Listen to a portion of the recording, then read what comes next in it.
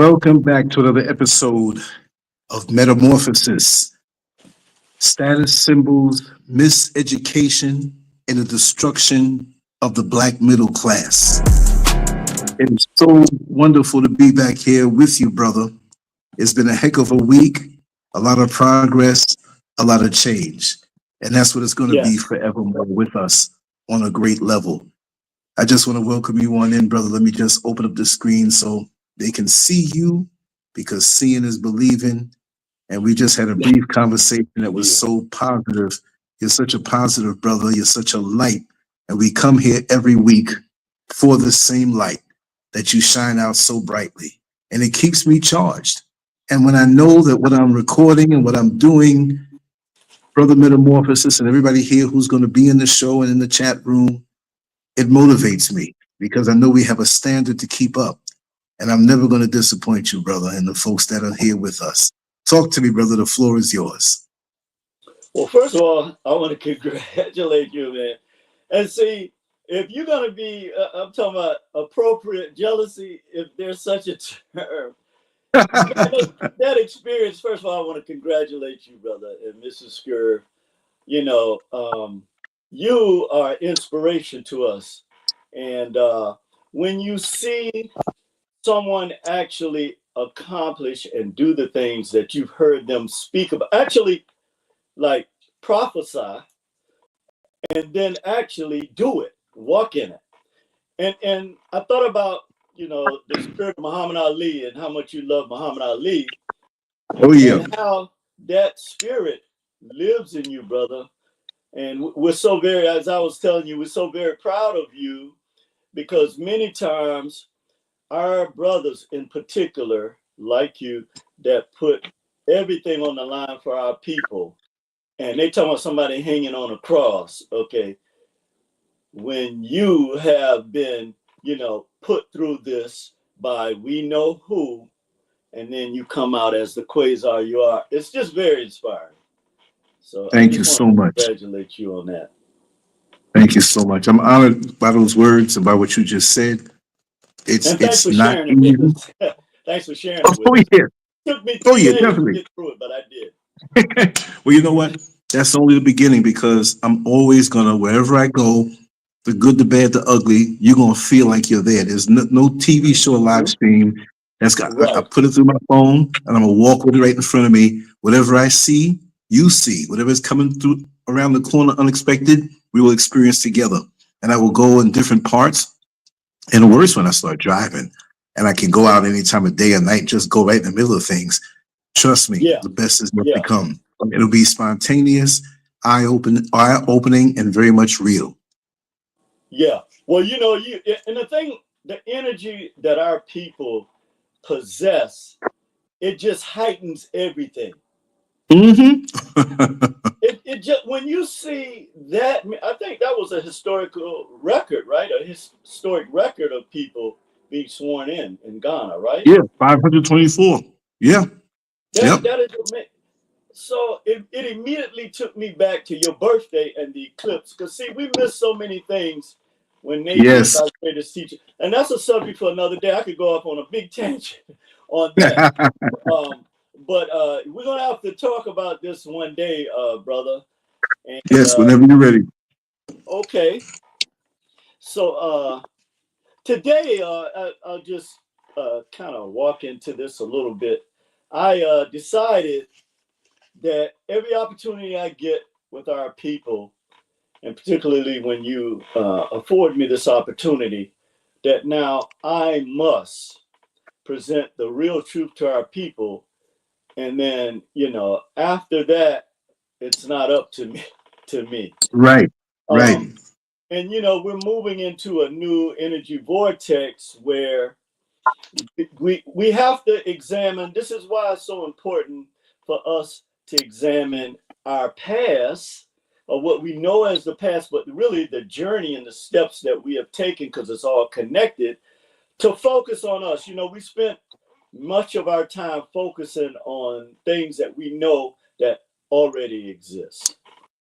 And every time I look, one of the things that the organization that I'm connected with, and by the way, I did something. I went outside of the norm of what our people have been taught. And now I'm talking to people, actually Americans face to face, Yes. of all cultures. And it's very eye-opening. And before I go into this real quick, I'll just tell this little short story. Take your time. So the one lady that I talked to, really nice lady, Victoria, shout out to you. She was I guess what you call a conservative Republican, because I really don't live by these terms. These are terms that they use to bamboozle our people. I don't care anything about that. I look at what Exactly. you do. Yeah, I don't care anything about that at all, anything. But I was so, what's the word I want to, she made me see something that, I'll be honest with you, I hadn't even thought about before. And as we talked for about, the average donor I normally talk about 30 minutes with, but she and I had a conversation for about 45, 50 minutes. Wow. And she said to me, she said, it's black men like you, no, she said, it's African-American men like you that can change, that will change things around, for starting with your people first. And see, the difference with white people and people of other cultures, and we're going to delve into this today, is that they look at their situation first and then they expand an overview. And this is what we don't do. We do the opposite. We take the external first and then we go to the internal. And it's a reason for that. But a couple of things she said to me, we were talking. She said, I said, you know what I want you to do today? I want you to tell me the real truth why white people voted Donald Trump into office. Because it's clear that white people, for whatever reason, and they have a right, okay, our people need to get off this craziness. And just like we have a right, they decided that they wanted to go in that direction. So I asked her, she said, the truth is that white women support white men who we see as upholding our values. And I had to respect that. I said, you know what? I can respect that. You know, this is a real answer. And she was telling me how a lot of them are really afraid of the direction that the country is going in. And so, you know, there are a whole plethora of things that she talked about. And I was like, you know, she hugged me and I was like, you know, thank you. She made her donation and she said, as long as you guys continue to do the right thing, and the right thing is that you have to educate your own people and stop accepting lies. This was a white woman talking, okay? Oh, wow. Yeah. She and I never talked to someone who said they're a conservative, whatever. I've talked to them before, but not like this. Right. And she said that our only hope for the Black culture is that you guys be truthful with each other and look at. She said, look at what the condition of your culture is, and tell me, is that what your people died for? And I just looked at her. I said, thank you. You know, I kind of teared up a little bit. I was like, thank you. You know, I can accept truth. I don't care whose mouth it comes out of. That's right. And so right after that, like I told you now, I don't sit around and think about what I'm going to present to you and the family, because it comes to me. And so immediately after that, when I came back home, I got a text from a friend, and she was so excited. She was like, Neil, I wanted to ask you about something, and I was just involved with, and I want your opinion on something. And I said, what is that?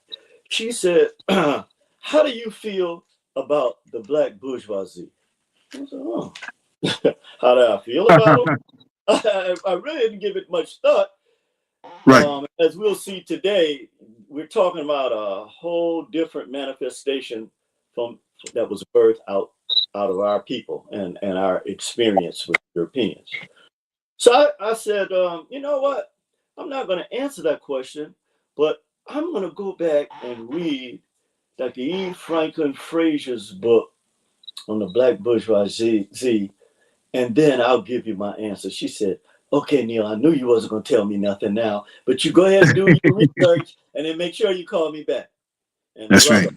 for the last 6 days, I've been immersed, riding back in the train from Oakland late at night after work, when I work here in the city. 'Cause every chance I get, I was reading, and I finally got through that book, and I said, you know, I'm going to write a dissertation for the family, because this is something that we as a people, as we move forward and focusing on our issues, that Right. we have to look at in order to move forward into our rightful place here on the planet. And again, I want to thank you, Brother Lance, for the opportunity to speak with the family. I want to greet It's a everybody. mutual thing, brother. It's mutual. Thank you for Yeah. the opportunity to have you on and to just indulge in all that you've researched for and lived. It's an opportunity. Okay, I might own the restaurant, but you're the chef right now, feeding the people, and the food tastes good. Oh, that's a great thing. Okay. So today we're going to look at the work of arguably our greatest sociologist, Dr. E. Franklin Frazier. And if you put that visual up there just for a quick second for me, Lance, while I give Yes. his bio, and yeah, I'll Yes. give his bio real quick. And yes, this is the most definitive work ever done. One of the reasons why this brother is left out of the history books, just like why a channel or platform like LanceScurv is shadow banned, is because our people have a problem with truth.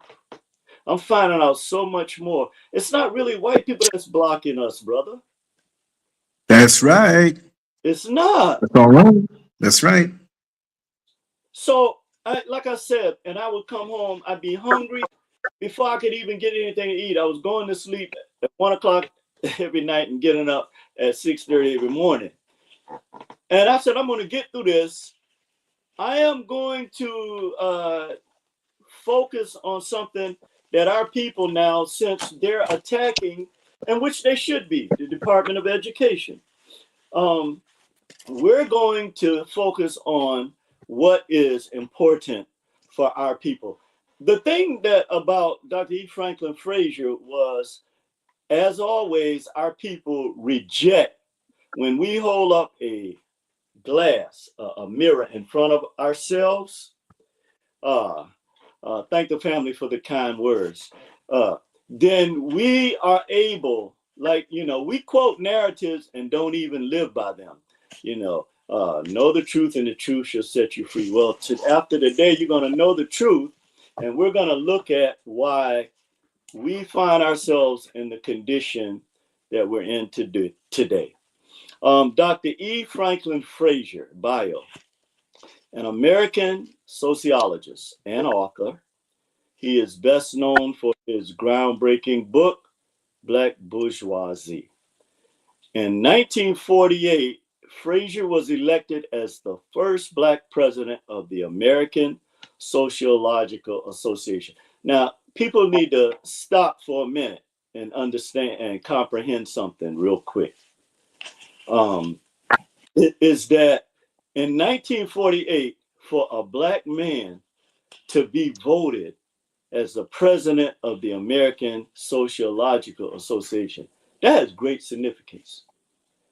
And this is why this class of people, of our people, well, really, we'll talk about that.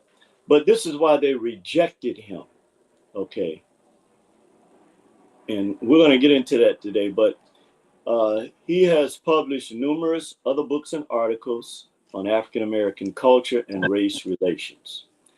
In 1950, Frazier helped draft the UNESCO statement, The Race Question.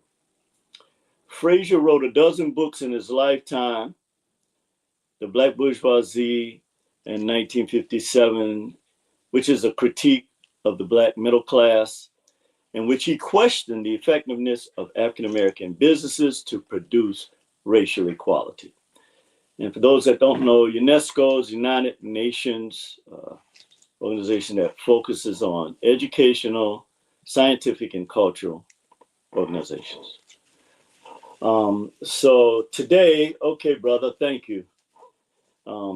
Today, as if you could put the visual for the show up again, Brother Lance. Sure, sure. So today, and again, you know, we have to acknowledge the gift that our brother Lance has. You know, this actually brings this or connects our genetic memory bank to today in us comprehending why we're in the mindset that we're in. Okay. Status symbols, miseducation, and the destruction of the Black middle class. There are basically three things that actually define the socioeconomic structure of America. We're talking about, in terms of the labor class, we're talking about wage stagnation, productivity, and poverty creation. And we're going to look at what I found out, again, from reading the book,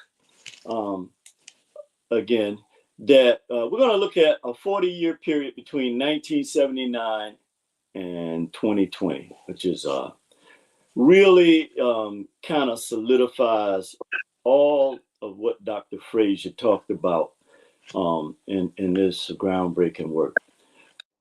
The bottom, and you can remove it if you want, Lance. That's fine. Okay. All right. It's up to you. Okay. The bottom income earners earned 90% less during this 40-year period, which was a critical time. I remember 1979. Okay. And it was a very pivotal year. But imagine the bottom income earners who comprise the middle class and lower class earn 90% less than what they earned prior to this period. While upper income earners increase 22%. Okay. Now, this is the upper middle class right above Black folks, right? But the top 1% increase annually an astonishing 179%. See, one of the real tragedies for our people has always been that we accept the narratives. We don't want to look at the actual reality. And then, of course, we know in the history books, these narratives are written for a specific reason. But the interesting thing about this book, it was actually first published in French, okay, because the American intelligentsia, particularly the Black bourgeoisie, who were in control of Black institutions at the time, they weren't really in control. They were the face of it, because the real people that were in control of it. So let me switch gears real quick so I can clarify this point. That right after Blacks came out of slavery, and of course, we know our people couldn't read or write because they were threatened, to lose their lives if they were caught reading. And any white person that assisted them in this would also pay a heavy price. But the Puritans, this is why, when people actually lie to you that there's a separation of church and state, there's not. Because religion and education has always been the 1-2 punch that have taken our people out in the third round. But the educational system for Black people coming out of slavery was set up by the Puritans from New England. Okay, this is how you were first educated in religion. So no matter what they tell you, you were taught or educated by these religious narratives that you live by even today. Okay, so before we get into the work of Dr. E. Franklin Frazier, let's examine the American social economic legacy, which affected all Americans over a 40-year period between 1979 and 2020. The American middle class has always been touted as proof that the American dream is possible, right? However, like most of the propaganda and rhetoric, it is far from the reality in which we live. Okay. And so when we actually examine the actual records and not narratives, then we see a different picture here, which we're going to talk about today. And we're going to focus on our people. We're not, all these YouTube videos. Who gives a damn about some emotional state? That has nothing to do with what we need to do to move forward. This is what we need to focus on. We need to examine ourselves, okay? And then we need to redirect, make adjustments like a coach has to do at halftime, and let's go. Okay. We don't have time to keep going back over emotional tirades about why other people do what they do. We have a major fight just to educate our own children. Okay. Well, first it starts with educating ourselves. Okay. So let's talk about the middle class. Okay. Now we're talking about the American middle class in general before we get into dealing specifically with the Black bourgeoisie and the Black middle class. Most Americans will experience at least 7 years of poverty. Okay. The middle class in 1985 comprised 59%. And in between 59% between 1985 and 1979. Okay, so as I mentioned earlier, there were actually 3 things that affected the economic growth of the American labor market. Wage stagnation, labor issues, inflation, which I call the triple threat. Which let me say that again: wage stagnation, labor issues, and inflation. Wage stagnation, which is a very important term for us to comprehend here. There are 4 causes. The outsourcing. We know that in 1971, Richard Nixon pretty much began to redirect the focus of the U.S. government from its own people now to profit, and American corporations began to become known as what we know as international corporations. So we're not going to go into that too deeply. We want to stay on point. But outsourcing is one of the main reasons for wage stagnation. Also, foreign competition. If another country, which China actually perfected this, can mass produce products and be the number one manufacturer and distributor in the global economy, then it changes the dynamics in which we can deal. When I say we, I'm talking about, well, not we, them, truthfully, can deal with these foreign competition. Automation. We know that while we glorify AI, and which it rightfully it has its advantages, but there are two sides to all things. Okay, but automation changed the game as well. So now there are machines that can do what you traditionally have always done. Okay, so also we look at the decline of unions. Okay,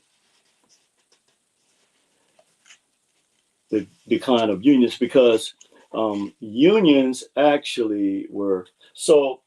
The history of unions in this country is contrary to the lies that they tell you. Black men had all the skills. I remember an asinine statement that was made. It's amazing to me that the people that well, it's not amazing, but we know why they put these people in power and the primary character they have to have. But that Black people learn valuable skills no, we had these skills when we came, those of us that were transported here brought, and those of us that were already here had as well. So at the end of the day, it's ludicrous to think that. So the point is that this was one of the reasons why they established unions. Okay, because if I can create the jobs that you need, it doesn't matter how much skill you have, you still have to come to me in order to earn a living. And this is where our people were caught between a rock and a hard place. But because of factors such as inflation, cost of living, and outsourcing American jobs, the actual real economic growth, get this. So I hope you guys are sitting down. When you factor in all of this, the actual economic growth, American middle class has only been 12 cents in the last 70 years. Now, I know some people need to get whatever you need to do. Yeah. Bro, see, the thing is, when I run across certain information, I look at a minimum of 3 different sources to validate this. See, this is at the core of these people. And when you hear people, Malcolm say things like bamboozled and hoodwinked, he's actually telling the truth. And so 12 cents in 70 years. When you factor in all of the different factors that I mentioned, okay, and this is why you see people picketing today. I guess all of a sudden now this revelation is coming to people. But let's keep going. Inflation and consumer prices, or everything skyrocketing, has also risen in the last 45 years. And 2/3 of workers said that inflation has outpaced any wage salary gains. And see, that's what I was just talking about, that 12 cents in 70 years. Yes, brother Neil, let me, if I can just interject something for 60 seconds. Go ahead, Lance. In keeping with what you're saying, when I used to drive the bus in Orlando, Florida, there was a white man who used to ride that bus. Mm-hmm. And we got into some deep conversations.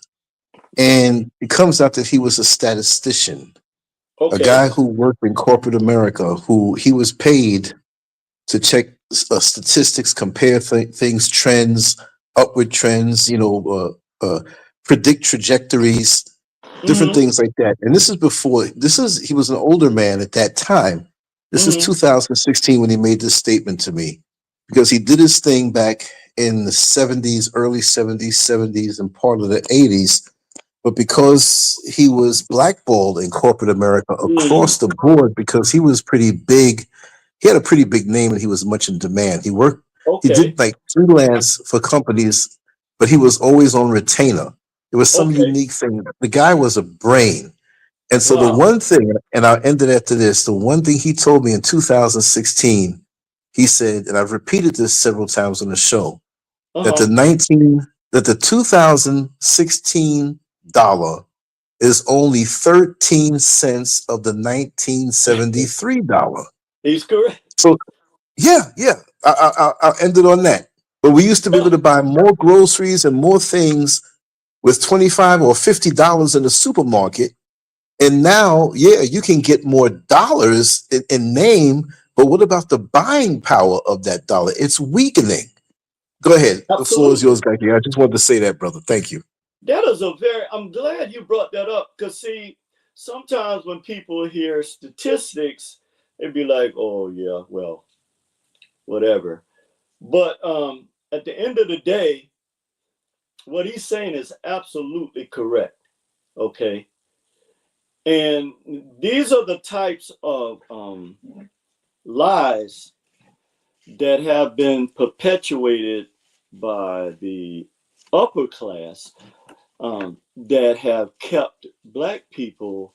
Well, one of the reasons why, because actually, this is just one of the factors that we're discussing now.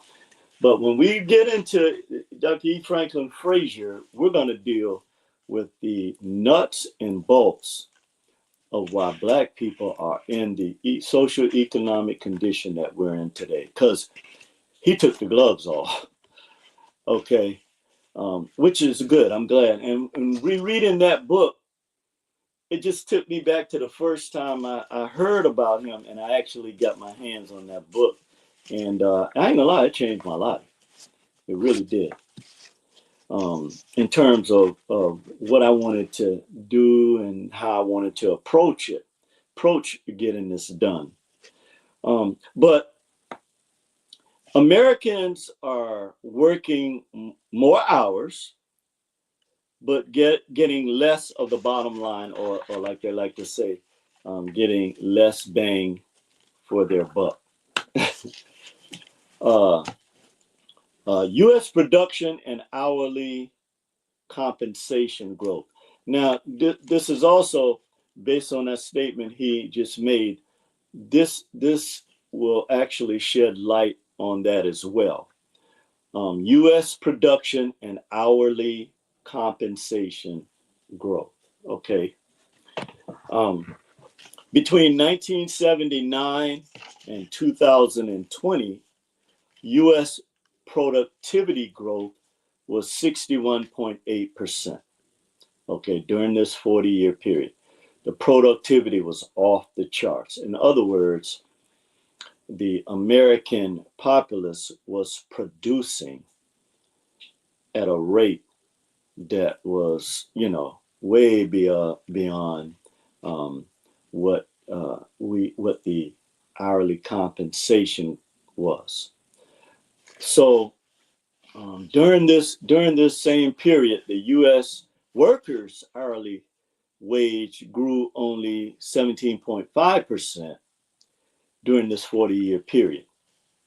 But get this, productivity grew a whopping 3 times faster than the hourly compensation growth of the middle class of Americans. And see, this is where um, we see this great wealth gap. Well, well, the continuance of it. And this was deliberately done because at the end of the day, they knew, well, sink or swim. Just like they call it casualties of war. Well, they'll take down some of their own in order to take you down. Okay, that's just the way it is. And this is why it's so important for our people to recognize this and to come together and move in a new direction here. Because, you know, like they say, if America got the cold, we got a flu. Okay. So let's see, in 2019, the middle class household incomes were between 53,000 and 200,000. Between 1980 and 2019, the middle class share actually decreased by 19%. That's why we have to be careful because see, when we hear numbers like 200,000, we just look at fiat value, but that's not how actual growth, economic growth, is calculated. You see what I'm saying? This is how our people are taught to calculate things based on fiat. But if you ever sit down with anybody that crunch numbers, they're looking at that liability. They're looking at accounts receivables, but they're also looking at the liability. Okay. So when you look at it from that perspective, you comprehend now that this is how, which seems to be a contradiction, is really not, but that the middle class, at the same time, when they're looking at these income projections, 53,000 to 200,000, the real actual value of that, like the person you just said, and like I said, is 12 to 13 cents. Okay. As hard as that is to believe. That's why it decreased by 19%. So the white upper class households, the ones right above the middle class, actually rose an astonishing 21%. Now, see, this is what, and you know, a lot of times there are people that know this, okay, but there's one particularly, I'm not gonna call his name on Lance's show because they might try to make an issue out of it, but they're comfortable with him and they use him. His first name is Thomas, that's all I'm gonna say. They use him, okay, to define why the Black social economic situation is the way it is. But he looks at it from the way that they look at it, or how he was taught in their institutions in Harvard and Columbia University, that we are the cause of our own demise. Now, to some degree, that is true, but not from a socio-economic perspective, that the picture that they want to paint, okay? So, but the point I wanted to make is, the reason why they won't talk about the work of one of our greatest sociologists, Dr. E. Franklin Frazier, and why they parade a brother like this guy before in their media, is because they're comfortable with him saying that, you know, all of the factors involved in our demise come from within us. And that is absolutely not true. Anybody that knows not just American history, but world history, knows that that is not true. So it's a breath of fresh air when we look at the works of this brother, okay, that it allows us to see a true picture of what's happening to our people, okay, and not live in the terminology that E. Franklin Frazier used was, we live in a fantasy world, that the Black bourgeoisie and middle class live in a fantasy world that they've created, and we're gonna discuss that. But let's wrap this up with the American economy, the true picture over this, and we're only talking 70 years, okay? So let's look at the true picture here and what began between 1979 and 2020 to be the nail in the coffin for Black culture. So let's go over this again. Between 1980 to 2019, the middle class share actually decreased by 19%. while upper class households rose an astonishing 21%. Big difference. This is why, you're always at the bottom of the socioeconomic ladder. 43% of Americans have grown below the growth productivity between this same 40-year period. Okay, let me read that again. Because when they say 43% of Americans have grown below the growth productivity between the same 40-year period, they're not talking about you, okay, because yours is always double.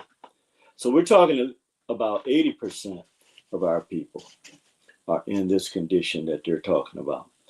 43% of Americans have grown below.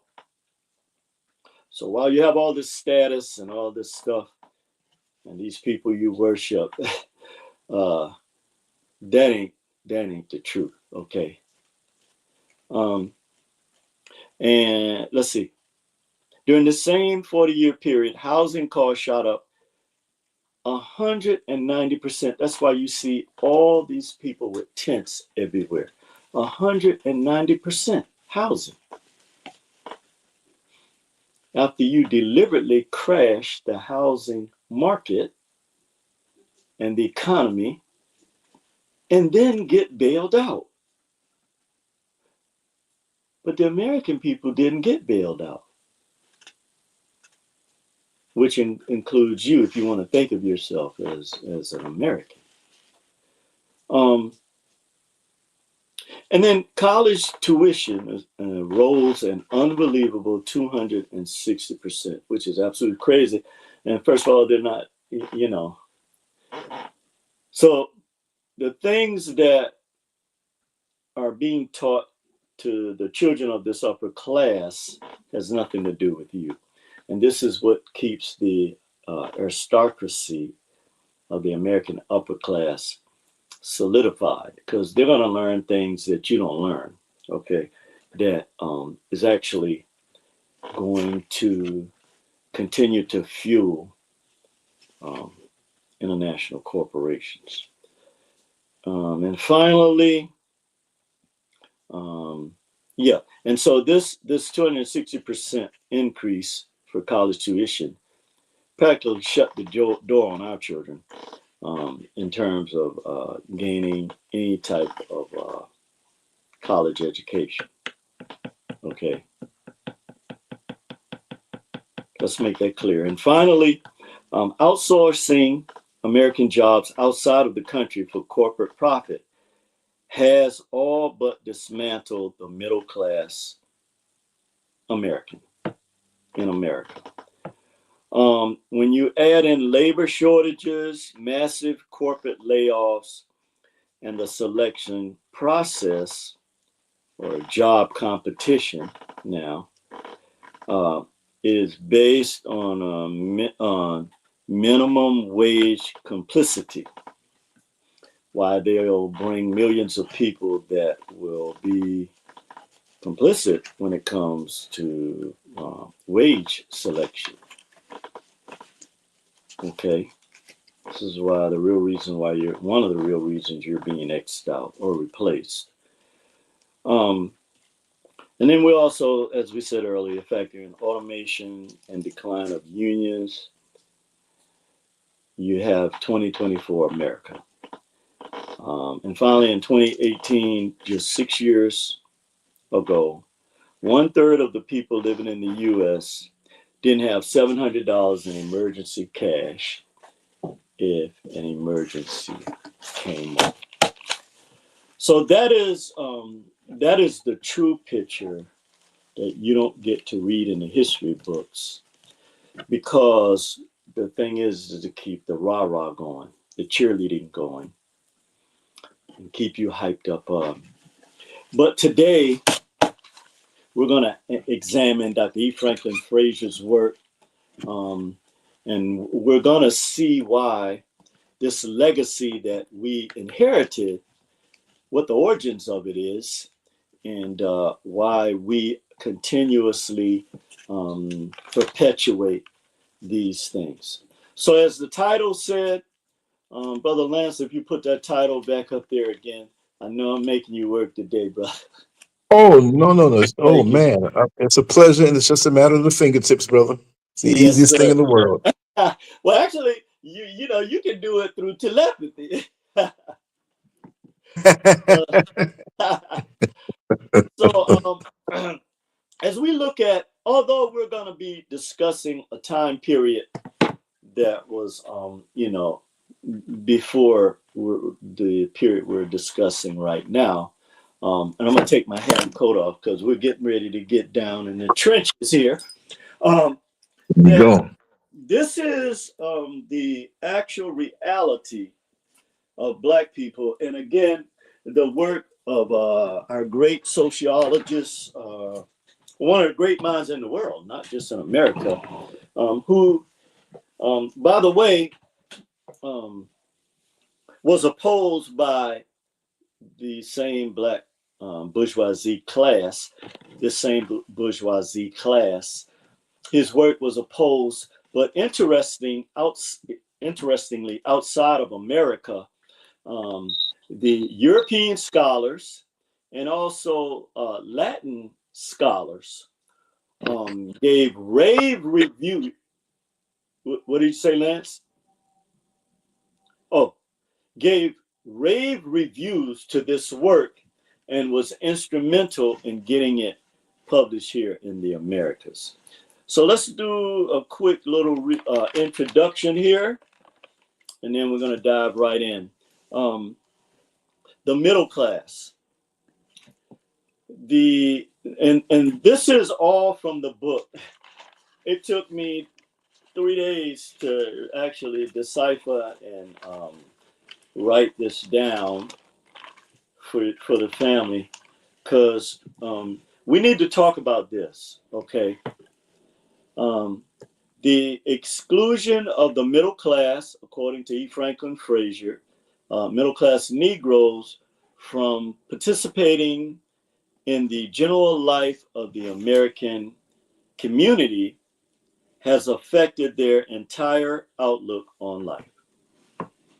So, in other words, the fact that they could not be, regardless to what status symbol or education you had, you were still excluded from the real participation in American society. Also, he said that this class of Black people, that they had a real need to be integrated into white culture. It has meant that whites did not take Negroes seriously, and that whites did not regard the activities of Negroes as of any real consequence in American life.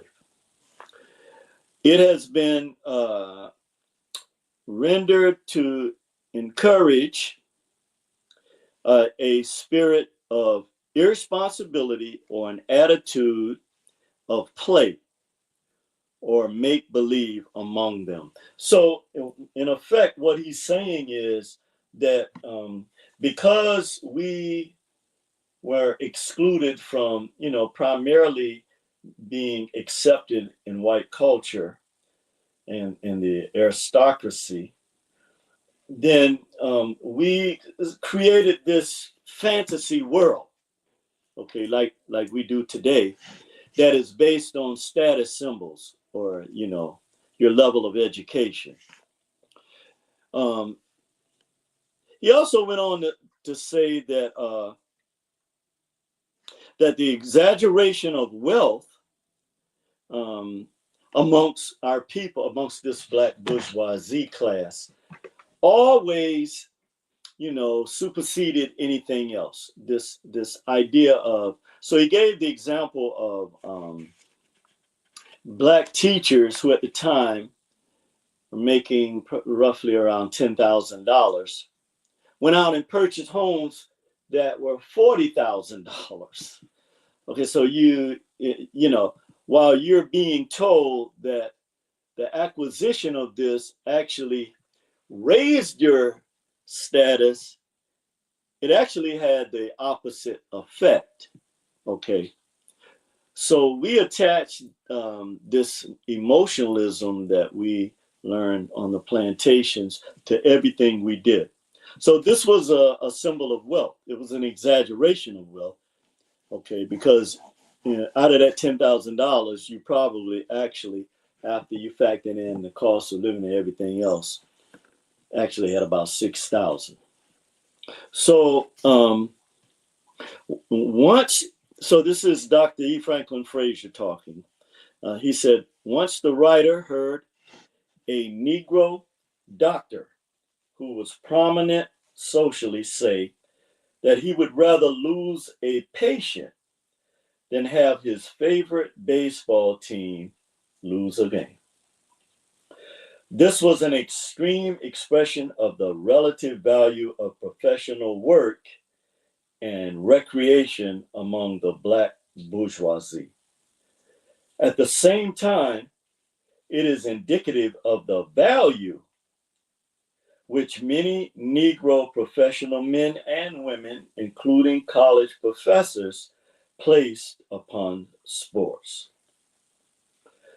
Since the Supreme Court of the United States has ruled against segregated public schools, many Negro teachers, even those who were prepared, feared that they could not compete with whites for teaching positions. And although this fear stems principally from a feeling of inferiority, which is experienced generally by Negroes, it does have other causes. Do you want to say something, Lane? Oh, no. I'm good. I'm good. Oh, okay. So he gave an explanation of this. He said that in the South, the middle class Negro male, and this was very interesting. And I remember going back and rereading this because I had to really let that sink in light of the relationships that Black men and women have now and where this stems from. And we often talk about, and I'm guilty of this myself, the Willie Lynch syndrome. But actually, Dr. E. Franklin Frazier actually went deeper into this and explained the source and the root cause and the dynamics that exist in Black male-female relationships today, which he did a brilliant job with this.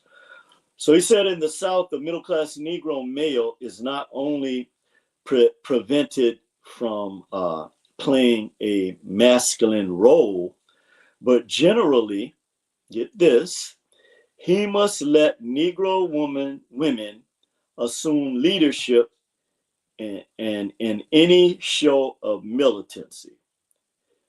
And see, I'm going to read that again because we see this playing out even today in 2024 America. While we see the status that Black women hold in the system, it did not just start from here, okay? This is, and I can see why E. Franklin Frazier was rejected by this class of Negroes because this was totally against the way that they were socialized and taught what success is. And then there was a lot from this class that associated themselves with the aristocracy of America or the upper class. This is where when you see the coons of today attacking our people, this is where this comes from. This is the origin of this. So I'm going to read this again. In the South, the middle-class Negro male is not only prevented from playing a masculine role, but generally, he must let Negro women assume leadership in the home.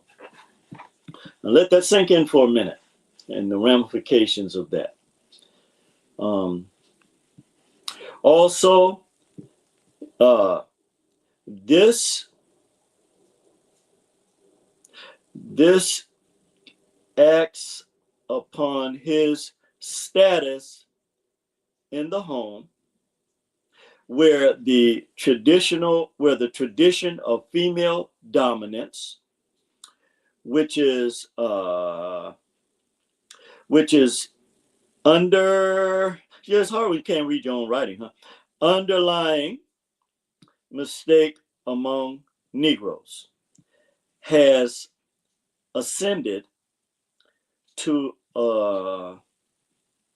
a subordinate role to the male, or that has relegated this role. So we have to go back and look at this, okay? We have to go back and look at this, because now this tells us why this dynamic still exists in our community. And when you is structured, it's still true today. Why it's easier for Black women to ascend. And this is why you see the angry and emotional outbursts of Black women. It's just one of the reasons. I'm just giving my take so nobody get caught up like they have us caught up into these politics. This is one of the reasons why they allow certain type of Black women who usually have to be married to a European male, why they allowed this. Because it has its roots here. And, you know, Dr. E. Franklin Frazier, again, we have to give thanks to our brothers who sacrifice to tell the truth about the conditions of our people and why we're here. Now let's look at the 1950s, when this book was written, actually in 1957, and the Black bourgeoisie. And then let's look at its effects today on the status symbols, the miseducation, and the destruction of the Black middle class. So again, this is Dr. E. Franklin Frazier speaking, okay? Okay. There's only been two really vital cultural traditions in the social history of the Negro in the United States. So let me say that again. There has only been two really vital cultural traditions of the Negro in the United States. The genteel tradition of the small group of mulattoes who assimilated the morals and manners of the slave-holding aristocracy's family life.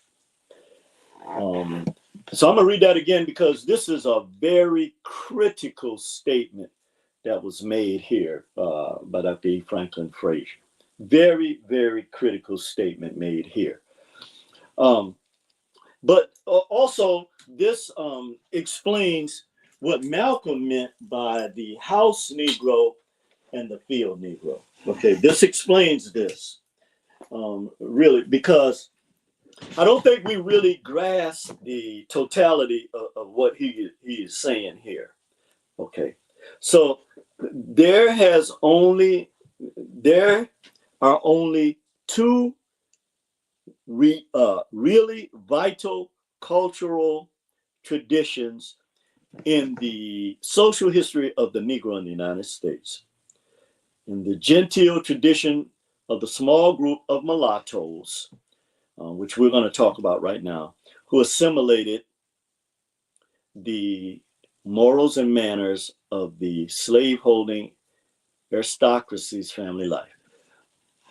So this 600,000 or so Negroes that mainly started in Louisiana and Charleston, South Carolina, were the offspring of the aristocracy or the slaveholders. In other words, they were the product, they were the half children, or I should say, half brothers and sisters of the slaveholders' actual biological children. So they were their biological children too. But this class of Negroes, and this is where the origin of this skin color caste system amongst our people arose as well. So the mulattoes mainly comprise what we know as the house Negro class. But the masses or the field Negroes did not have the same luxury that was afforded to them. But the interesting thing, and this class of blacks turned into the black bourgeoisie because they wanted the wealth and the status symbols that the aristocracy had that made them look down on the masses of black people. So the culture of black folks who gave the world the spirituals were mainly the field Negroes and the masses of us who were looked down upon, and we still have this today. Okay, and we're going to go into this by this mulatto or this biracial class of people who were produced, let's call it for what it is, mainly by the rape of black women. Okay, mulattoes psychologically thought like the slave owners. The masses thought like slaves. Okay, primarily in Charleston and Louisiana, mulatto families that acquired as part of their family traditions the paternalistic, the patterns of behavior of whites were associated with the ideal of the Southern gentleman and the Southern lady. And some families took pride in the fact that a mulatto ancestor couldn't be distinguished in his or her physical appearance, dress, manners, and speech from his half-white brothers. See, this is at the root of what causes black people to be the way that we are, even to this day. There are black people in all walks of life who have passed for white. Okay, they literally pass for, for whites. Let's say it for what it is. Okay, and see, we have this problem again where we don't, because it's not in the history books, we don't want to talk about real truth. Okay, but the fact of the matter is, it was this buffer class that was used to keep the masses of black people in place. Okay, so that's why even to this day, they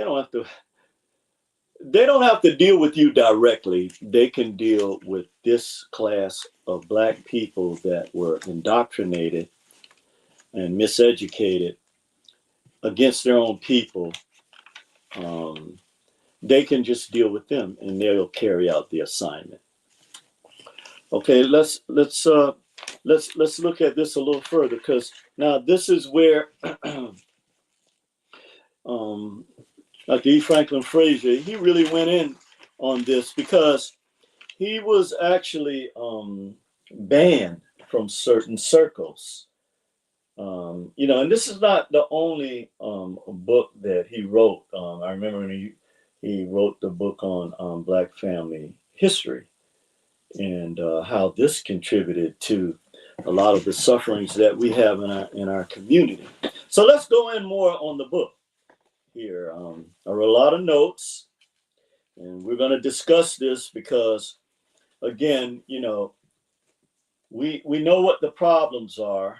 We know the sources of these problems or issues, whatever you want to call them. So now we have to take our focus off of the system and the people responsible for this and start dealing with our own community and how we're going to fix this. Okay? Okay, so let's get back to the book. Dr. E. Franklin Frazier.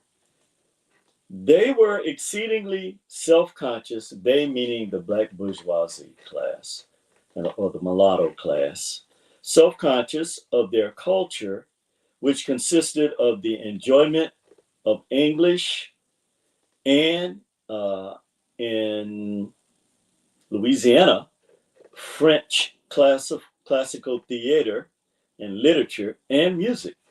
So, you know, this class of people, they like the things that the aristocracy loved.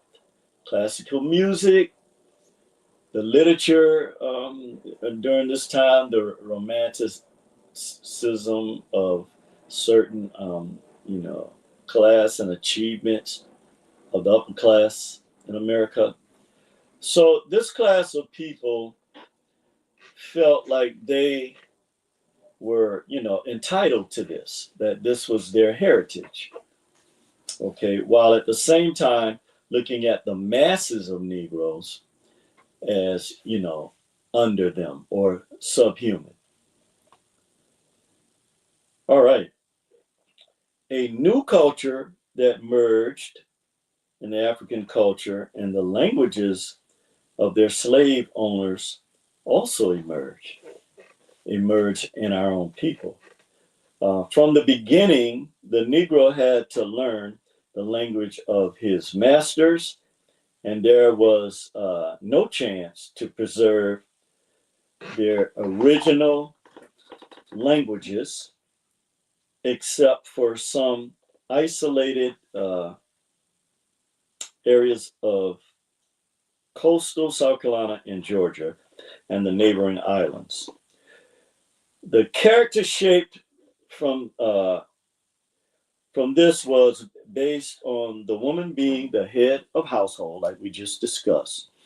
And this was needed to regulate the males to be under the rulership of the Black woman. And see, this is also one of the latent causes of what we see now of the effeminization of our young men. And because there's always been a fear of the virility of Black males in this country, even to this day. Even with all of the things that have been done to us, it's still not enough.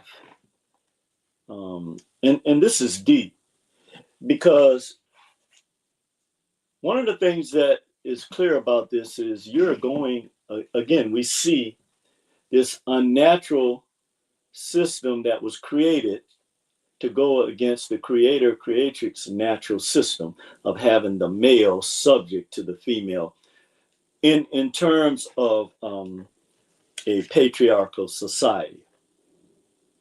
So before we get caught up into, you know, the narratives that we have been taught, there is a role for the masculine and feminine energy in nature.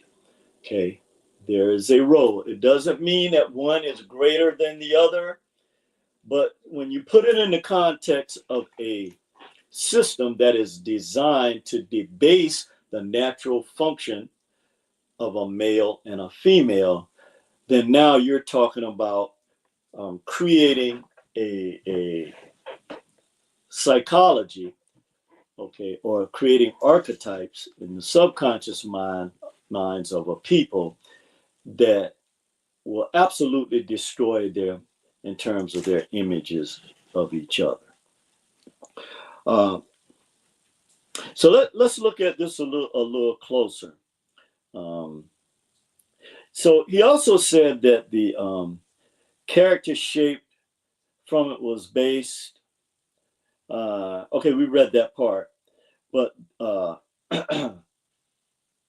that the Negro family, that the dominant position of the woman in the Negro family was due to concessions that had to be made due to the needs of the children.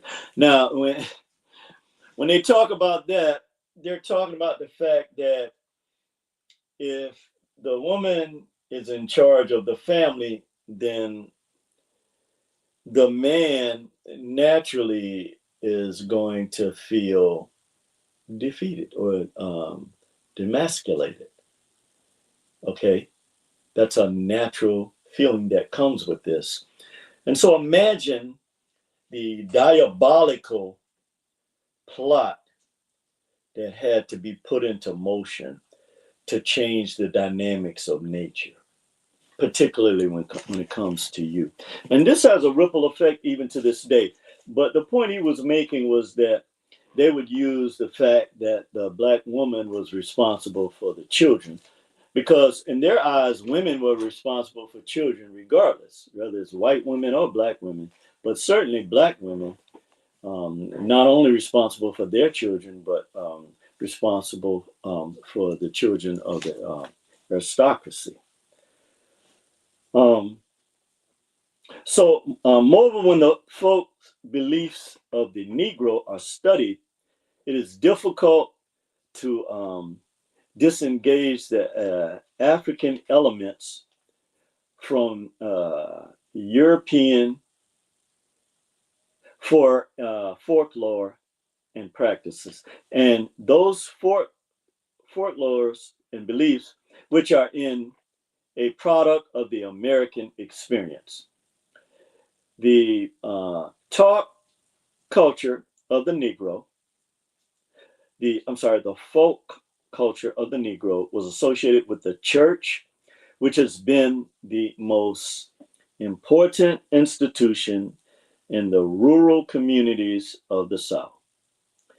The church set up and defined the norms and conducts that provided the necessary discipline to enforce its rules of behavior on the Black culture. So, as we begin to see why they actually begin to try to close the door on his work, and why it's important for us to re-examine this, because this dynamic still exists in our community, and this is one of the, I know a term I like to use a lot, head nigga in charge. It actually, it explains a lot. It explains a lot. This book explains a lot, because even to this day, our people have issues trying to determine what has value to us and what does not. And certainly, we can see the remnants of this diabolical plot when you take, when you take the lower vibratory behaviors of our people and put them on center stage before the world, as opposed to our scientists, educators, the voices of our people, such as Brother Lance, other people we may have in the on the platform and in the chat room. When those of us who are conscious of this and try to deal with this, what do they say? Oh, the woke crowd. In fact, a white guy said this to me the other day. I guess this is one of the new terms that they're using. What did he call it? I understand the liberal guilt. So I said to him, I said, first of all, I reject all political code words. I don't. That's not even in my lexicon. So what a liberal is to you is not the same thing to me, because I don't even know. I know what they have intended for it to mean as a debasing term. But when he put in guilt, I was like, can you clarify what you mean by that? He said, well, of course, the liberal guilt behind the election. I was like, oh. I was like, well, I knew what you meant. I just wanted to hear you say it. So the spirit still exists. It's not going away. But we need to now, like I said, focus on ourselves. And, that, like I said, one of the things that I'm afforded now is I get to talk to the actual people who constructed, or their ancestors constructed, this ideology that still affects the Black community today. So Frazier went on to say that the majority of the Black bourgeoisie, they actually fear competition with whites, partly because such competition could mean that whites were taking them seriously, and consequently, they would have to assume a more serious and responsible attitude towards their work. Now, that was a mouthful what he said. Okay. And the reason why that's a mouthful, because that is one of the things that I often say that I heard from Dr. John Henry Clarke about nation building. Let's say we do get our own nation. Who's gonna, okay, who's gonna be like, well, let's just take the role of a mayor in a city, or city planner, or whatever you want to call them. Who's gonna be responsible for taking care of the services, the goods, the distribution of things? Who's going to do this work?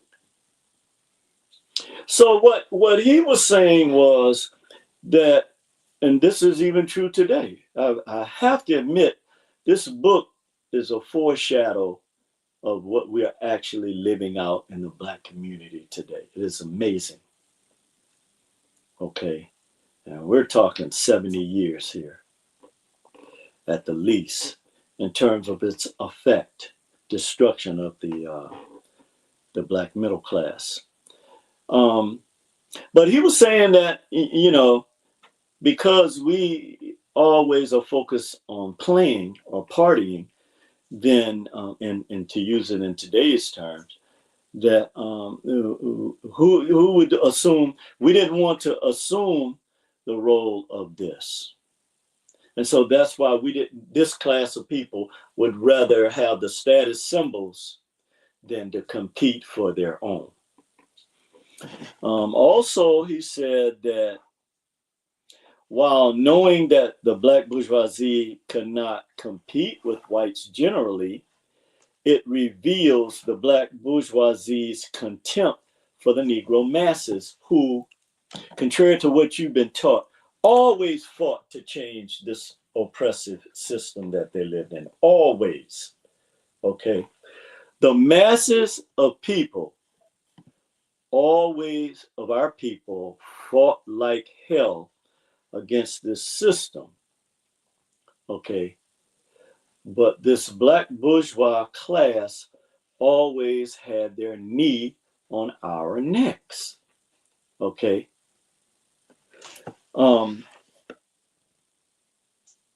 Also, it reveals the Black bourgeoisie's contempt for the Negro masses while excusing their own deficiencies by attributing them to the latter, or to the masses of people, of Black people. So on the one hand, they use as an excuse that that their own deficiencies came as a result of their association by the lower class Negroes. Yet it is clear that the black worker who must gain a living in a white man's mill or factory and in competition with white workers cannot offer any such excuse for his inefficiency. So in other words, the masses of black people, we had to actually boots on the ground compete against this system. We wasn't afforded the luxury of sitting back and looking at, you know, the fact that, well, if we want to assume, you know, this, what the benefits that come with living in this class of aristocracy, then we have to reject the masses of people from whence we came from. Okay. Also, he made a very good point. He said that when a Negro is competent and insists upon first-rate work, it appears to this class of black people that he is trying to be a white man, or that he is insisting that Negroes measure up to white standards. Okay, and this is especially true where the approval of whites is taken as a mark of competence and first-rate performance. And again, this is all true right now today, where one of the main reasons why we seek these status symbols, because we believe that this will now give us some type of level of acceptance by the ruling class in America. So, you know, we can clearly see this dynamic that exists in our people when they have been able to get beyond, let's just use this term, the crab in the barrel effect. So when they get beyond this, then this is why they look back and attacked our people, because this is actually the mentality of the upper class towards our people. Okay, whether you can go to your churches and clap and believe something else, listen to preachers, that's fine. But we're talking about, this is beyond the rhetoric. We're talking about the actual reality that black people have to live in and have had to live in for centuries. Okay, so let's get into, he actually addressed this issue of values, standards, and standards versus status. So let's see what he says about this. In spite of their pretended wealth, okay, because, you know, real wealth cannot be measured with fiat, which has no intrinsic value. And so the ruling class, they know this. So he said, in spite of their pretended wealth through these status symbols or level of education, they are aware that their income or the fiat, that the fiat can't, and that they must struggle to maintain their mortgage homes and the show of wealth in lavish social affairs. So now these different award shows and pageantry that they have our people participating in, the red carpet and all this other stuff. This is what this class, and we see this with, I guess you can call the black bourgeoisie of our time. You can clearly see these status symbols that are given value by this upper class. And so this class of our people like I said, who have always had their needs on our neck, they see this as having arrived in American culture. Okay. Both men and women among the black bourgeoisie have a feeling of insecurity because of their constant fear of the loss of status. So let me read that again. Both men and women among the black bourgeoisie have a feeling of insecurity because of their constant fear of the loss of status. So you can clearly see what he saw way back 70 years ago. You can clearly see that in the dynamics of our community today. This is why you can know a person for years and then, you fall off the wagon of the status symbol for whatever reason, because most Americans will actually go through 7 years of poverty or experience 7 years of actual poverty in their lifetime. But for us, when a person loses this type of status that is projected for you for success, then we pretty much turn our back on them. Yeah, we cast them out. So that's why we can walk by them living in tents or going to a food line and we can look down on them, not knowing what the root cause of this, because they have you thinking when they put someone trained in their institutions to come and tell you that we're playing a victim card when you created the deck of cards we're using. You see how crazy this is when you just think? It's crazy. Since they have no status in the larger American society, the intense struggle for status among middle-class Negroes is, as we have seen, an attempt to compensate for the contempt and low esteem of the whites. Okay, I'm going to read that again. Since they have no status, meaning the black bourgeoisie, in the larger American society, the intense struggle for status among middle-class Negroes is, as we have seen, an attempt to compensate for the contempt and low esteem of the whites. Okay? So I'm going to let you figure that one out.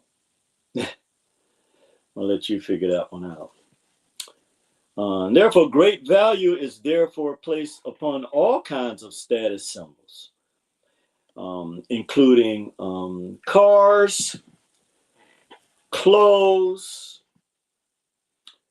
vehicles you drive, homes you purchase. I was looking at the other day, they were showing all these abandoned mansions by rich black folks. It's crazy. We're talking $10-20 million mansions that's just abandoned, got grass and shit growing around it. And I'm not saying if you can afford a mansion, by all means, but it's smarter to build a mansion like Lance did.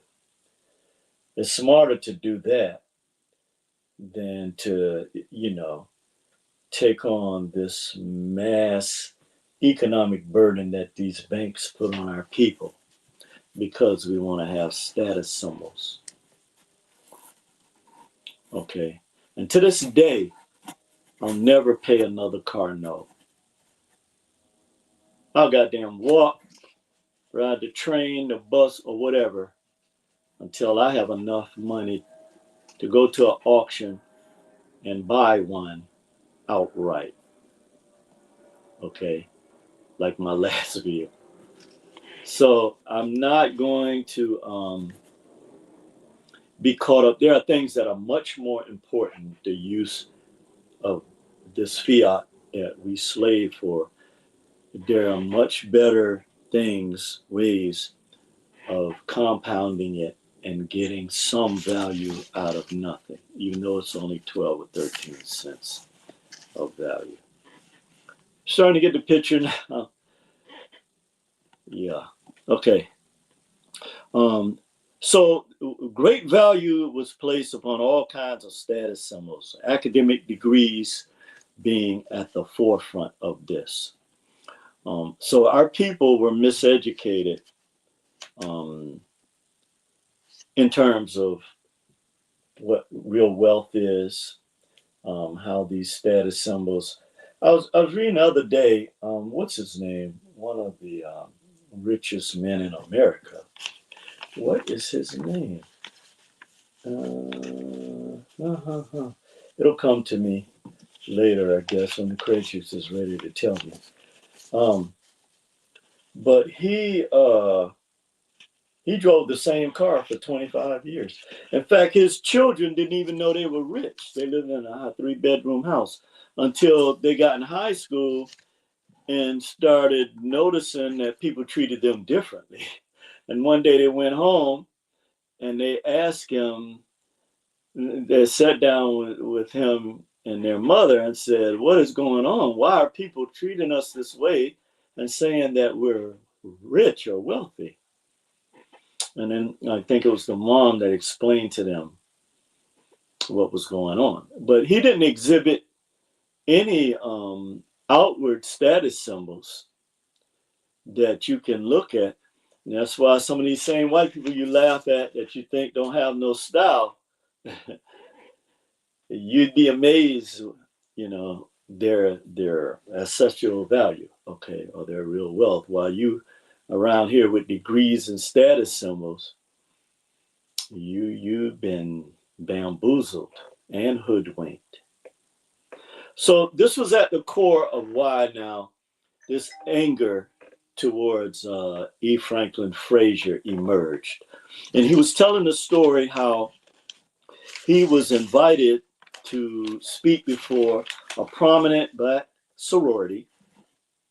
Okay.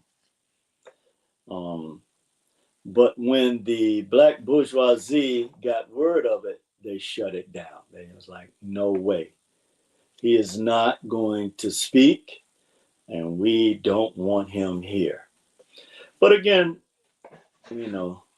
since I have learned, Lance already knows, that you have to be, when you're walking in purpose, you have to know that this is something that you're going to face. This is a mountain that you're going to face. And unfortunately, it's from our own people. Okay, so you can keep talking about white people this and white people that, but and they have their part to play in it, but for the most part they ain't thinking about you and you building wealth. That's something you need to be focused on. And the only way we're going to do that is to look at what has us now in a vice grip, why we can't move forward. And it's going to take the collaboration of black men and women to accomplish this. Don't fool yourself, where these people have you fighting on YouTube against each other. Okay, you are not going to rise, black man, without the collaboration of black women. I don't care what you call them, what kind of, because what you need to know is they have been indoctrinated. This is why they have so much hope to this day with this system, because there's a real number of that, but they have shown that they are truly worthy to be looked at as goddesses, because throughout all the rape, the breeding farms, them having to, the shame of a woman being denigrated to an animal, and then her man and her children taken away, our women have borne a lot. So you can say whatever you want, but these crazy people got you talking about our women. That is low vibratory existence. The same thing with black men. Our women are attacking our men based on the standards of these people who put us in this condition. I mean, you can call it a victim card or whatever you want. But our black women and our families, which were torn apart deliberately, you cannot move forward. I don't care how much twerking you do without the help and support of black men. So we're looking at both sides of this, not the 90-degree way that you have been miseducated to look at everything. Because your etheric heart doesn't exist in other people. And this is what has been taken from you that you need to recapture. Okay, so let's go back to E. Franklin Frazier and this brilliant, I call it a dissertation, that was done and that was left here. And imagine in 1948 what he had to go through, not, first of all, from the ideology of what, the reality of what we lived in, this incubator of hate towards our people, and then to have to deal with our own people. It takes a tremendous amount of fortitude to do this. So let's get back to some of the most important points that he made. Okay, and he was talking about this this inferiority complex that we develop, that the acquisition of academic degrees and status symbols created this fantasy world for us, so that we did not want to look at the truth. Now, usually the symbols are of a material nature, implying wealth and conspicuous consumption. And he gave an example I'm getting ready to talk about, but let's go back to this statement because this is very important. He said that these status symbols usually are of a material nature that implied wealth. So in other words, it was a substitution for real wealth. It was this fantasy that black folks created, this black bourgeoisie class, because they were excluded, being half black, from the actual inner circles. Okay, and this is at the nature of the origin of cooning, because the only way that they could get accepted is to turn their backs on their own people and then talk down about them. And then you will be included in these circles. But he gave an example to really shed some light on this.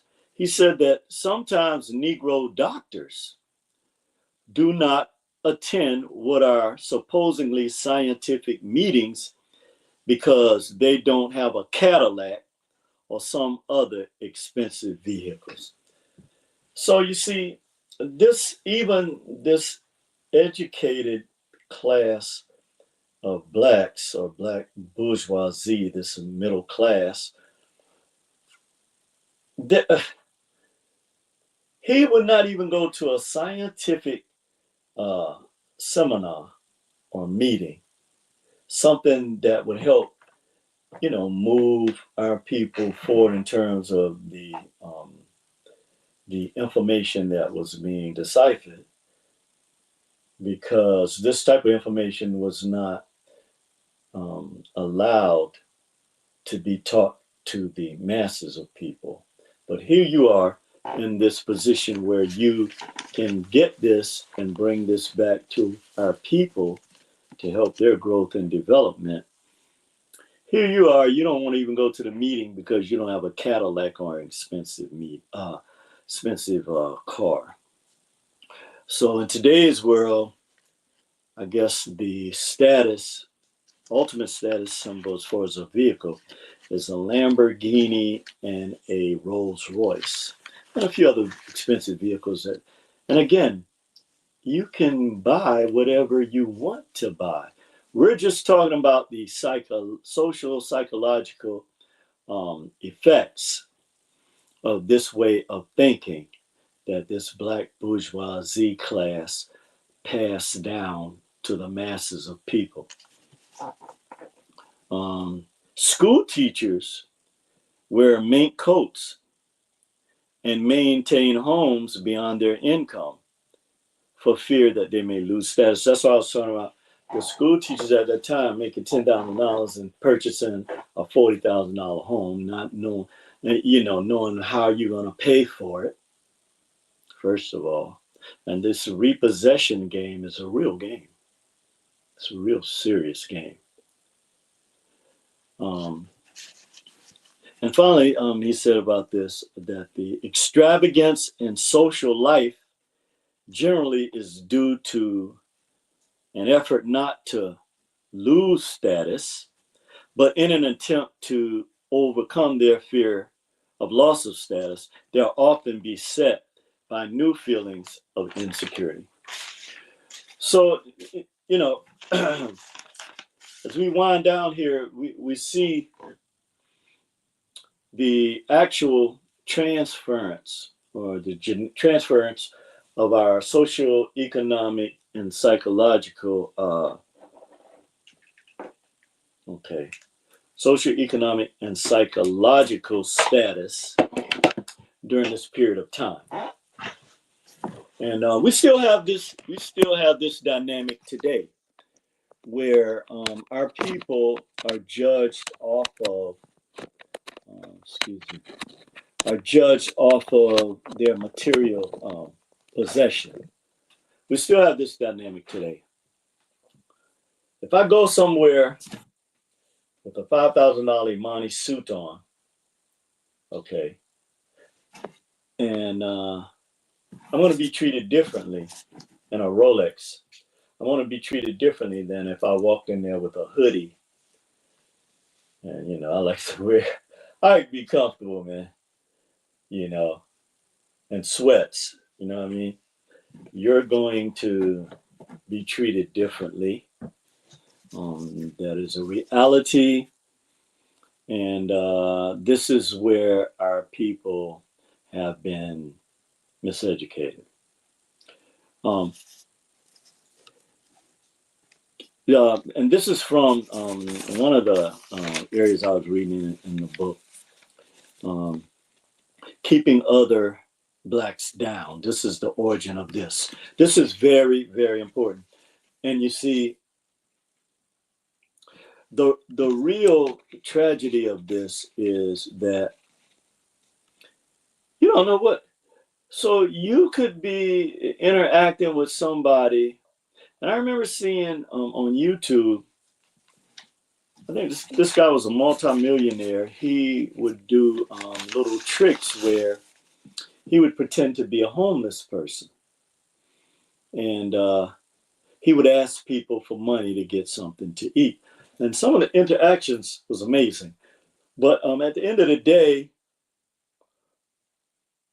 there was one person, I think it was about a 20-minute clip, maybe a little less. There was one person. There was this black guy who you couldn't really tell if he was homeless or whatever. He had some stuff going on. But he looked at him. He said, I got $5. I'll split it with you. He said, I know what it's like to be hungry and to lose everything, your family, and to live on the streets. And soon as he said, pull out the $5 bill, the guy pulled out his phone. I guess he summoned whoever was helping him with this. And the guy drove his real car. I don't know, it was a very expensive car. I didn't see what kind it was. And the guy got up and he said, where you live? He said, he pointed down the street. He said, let's see that green tent there. He said, I live there. He said, really? He said, okay. He said, well, do you have anything of value there? The guy said, well, I do have, pictures of my family, blah, blah, blah. He said, okay. So he said, come with me. So he took up, and so the black dude was looking at him like he just seen a ghost. He said, that's your car? He said, well, I got more to tell you. Get in the car. He got in the car with him, and the other guy that was driving, I guess his chauffeur. They went back to his tent, gathered his important things, and he took him to an apartment complex and paid the rent for a year. And he called somebody. He said, we're going to take you to get some clothes. You're going to start working at one of my restaurants this weekend. And the black guy just started crying. And he was like, you see, because of your heart, this is what was given to you. Now, I'm not saying you should always look for some type of reward when you do something from your etheric heart. The point being is that we're so focused on keeping other black people down that we have lost our sense of compassion for our own brothers and sisters that you've learned from people who taught you to hate nature. Okay? So this is what he said in regards to this. They lavishly, speaking about the black bourgeoisie, accept the estimate which almost any man places upon a Negro or his work, okay? But at the same time, they fear and reject white standards. So, in other words, they don't want to compete. And this is why today you see people, our young people, preying on our own community. Because they are not going to do this with the source from whence this pain was inflicted upon our community, not no victim card, the actual pain and the release of it is internalized. And we see this with the carjacking, with the home invasion of our own people, with the destruction of our black businesses. And we see this behavior, this inappropriate behavior, as Dr. Claude Anderson liked to call it. We see this. We can't deny this. Okay. Yes, MZD nice. The social conditioning through psychological emasculation of the black man. I couldn't say it any better. That is a fact. We know that it has been for hundreds of years social conditioning, and it's centered around, as we talked about, the role that the black male had to be subservient. They don't talk about this, and they don't talk about this in the history books as well. How many people knew this? That during on the plantations, the black woman was the head of household. And so, they use the same playbook, when we came into the civil rights era, where black women could only receive some form of government compensation if the black man didn't live in a home. See, so when we examine real history, it sheds light on the mystery, okay, which is really no mystery. It's just our refusal to give a honest critique of the social system in which we were born. Okay. He also said that, for example, when a group of Negro doctors were being shown the modern equipment and techniques of a white clinic, one of them remarked to a Negro professor in a medical school, "This is the white man's medicine." Negroes who adopt the standards of the white world create among the black bourgeoisie a feeling of insecurity. Okay.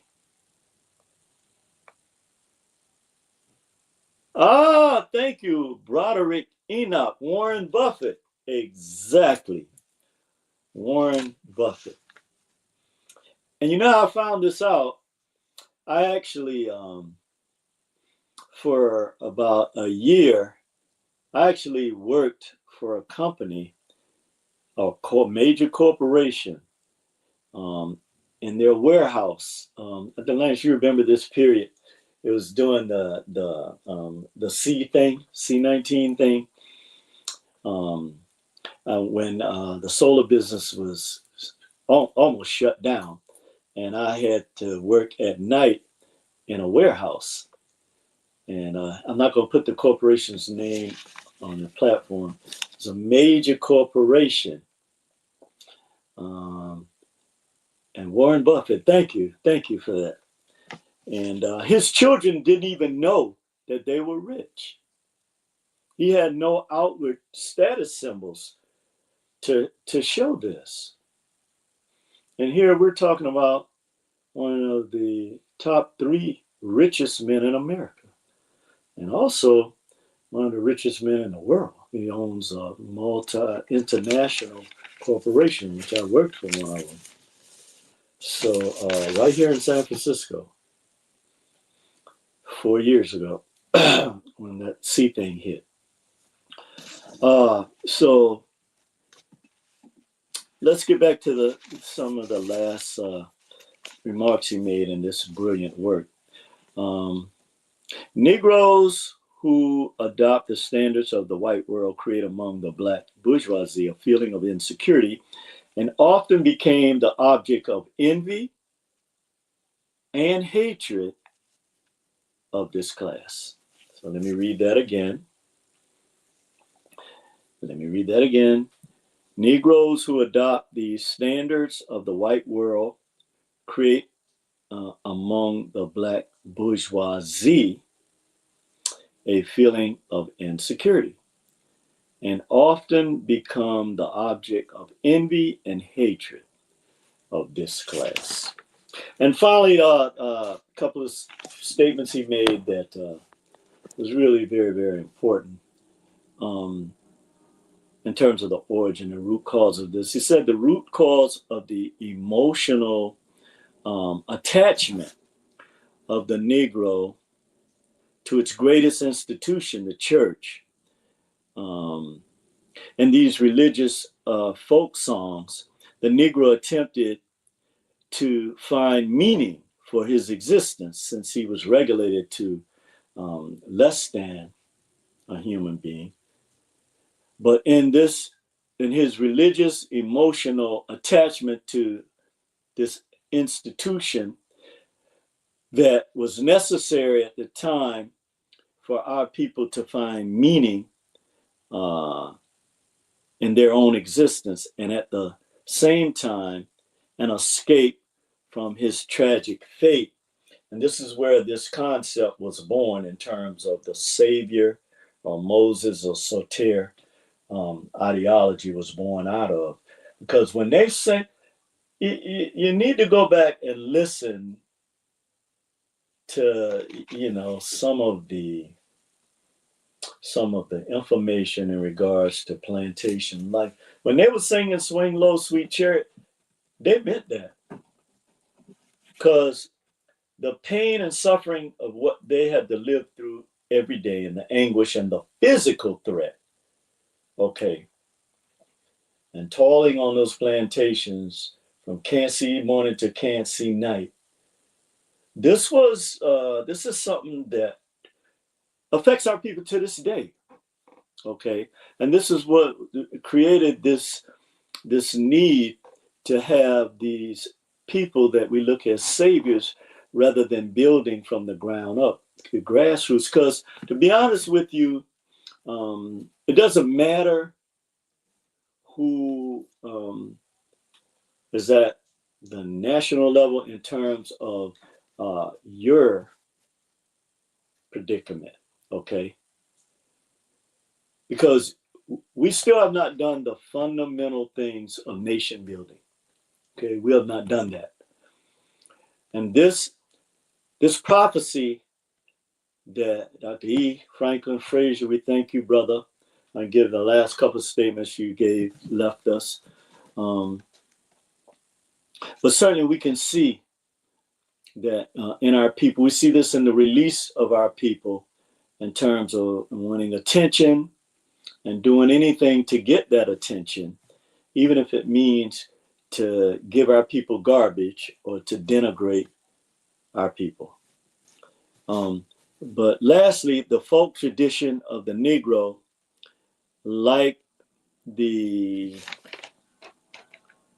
gentile tradition, has dissipated or transformed as a result of migration and urbanization,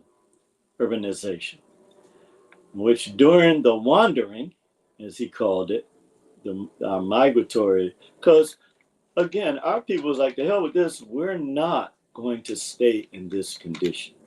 So no matter what they tell you, this is at the root of a lot of the hatred towards our people who had the backbone to get up and do for self during this period. Okay, and this was pre-black bourgeoisie. This black bourgeoisie class, when I say pre, what I mean in terms of the American experience after the civil rights era, because this class did come out of slavery, the mulattoes. So finally, during the wandering or the migration, that the Negro folk created the blues, which is a staple of American music that all cultures have eaten off of and want to claim. Okay, but we know that the blues came directly from the blues tells of their disillusionments and nostalgic yearnings for sympathy and understanding of the world of the folks which they have left behind. And in the countless storefront churches of northern cities, the Negro migrant has vainly attempted to cling to the traditional life of the religious South. And yeah, brother, as I wrap this down, you can take the visual off. That is, man, I got to try to copy that, man, some kind of way. But as we wind this down today, one of the great things that we have learned from Dr. E. Franklin Frazier is that the masses of Black people were actually fighting on two fronts. They were fighting the dominant system of oppression and all of the institutions in America, and at the same time fighting this class of Black people that were created. Now, one of the other things that I saw too, and that what he is describing also you can see being played out with other cultures now in the United States, a similar dynamic. Okay, a similar dynamic, because whether you know it or not, these people in the media, like they did traditionally with our people, calling them Indians and stuff like that, we see this when they use terms like this bourgeois class, Hispanics, and the lower class or what you call the Latinos. Okay, and you need to study this history to really, really get a grip on what's going on right now. Because they're doing the same thing to them that they did to our people. They're using the same playbook. The only difference is they did not have to go through, at least in America, which they will experience some things, but they did not have to go through what Black people had to go through in the plantations on the plantations of America. But in terms of the psychosocial effect and economic effect, they also have this buffer class who see themselves as part of the aristocracy of America, which they are not. Some of them can pass in that class, and they have been afforded the luxuries like the Black bourgeoisie class. But when you look at the masses of Latinos, wherever you see them, they are in a different socioeconomic status than this class that has this ruling class that has been created again by this same aristocracy. So with that, Brother Lance, I'm going to wrap it up. I hope you're there. I never like leaving the program, just but I do want to wrap this up now. I don't know if Lance got cut out or whatever. I know before when we were talking that he had a problem with the electrical grid there. So I just want to say to everyone under the sound of my voice and in the chat room is that when we look at the truth of who we are, then we have to make an effort to correct some of these issues and some of these systemic behaviors that we have been indoctrinated with.